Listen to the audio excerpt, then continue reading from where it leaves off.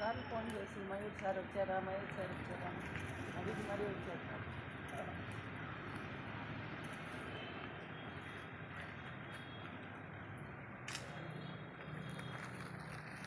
మీరు కూడా రావచ్చు.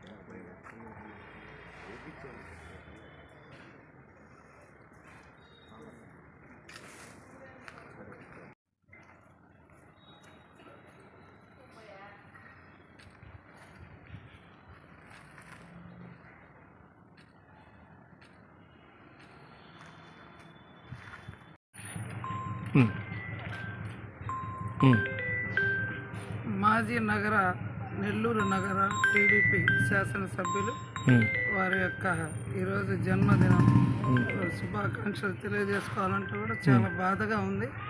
ఎందుకంటే అలుపెరగని నాయకుడు, పార్టీలకు అతీతంగా ఏ పార్టీలో ఉన్నా కూడా ప్రతి ఒక్కరిని దగ్గర తీసి నెల్లూరు నగరాన్ని ఎంతో అభివృద్ధి చేసినటువంటి మహనీయుడు, మహానాయకుడు.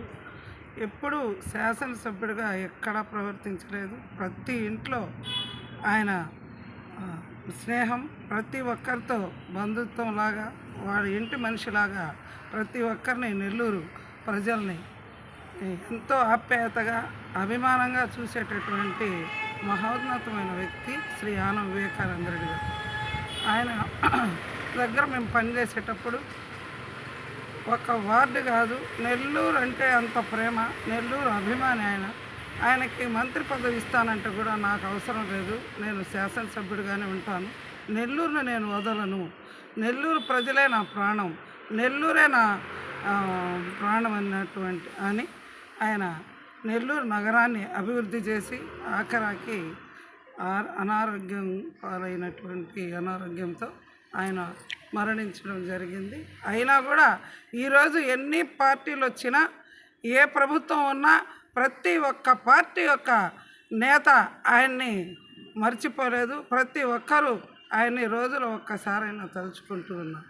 ఆనం వివేకానంద రెడ్డి అంటే చాలా గొప్ప వ్యక్తి, ప్రజల్లో ఉండేటటువంటి వ్యక్తి, ప్రజల్లో మమేకమై తిరిగేటటువంటి వ్యక్తి, పార్టీలకు అతీతంగా పనిచేసేటటువంటి వ్యక్తి అని నెల్లూరు ప్రజల్లో ఇమిడిపోయి మమేకమైనటువంటి మహనీయుడికి ఈరోజు నిజంగా జన్మదినం చెప్పాలా, నివాళులు అర్పించుకోవాలా అర్థం కాని పరిస్థితి.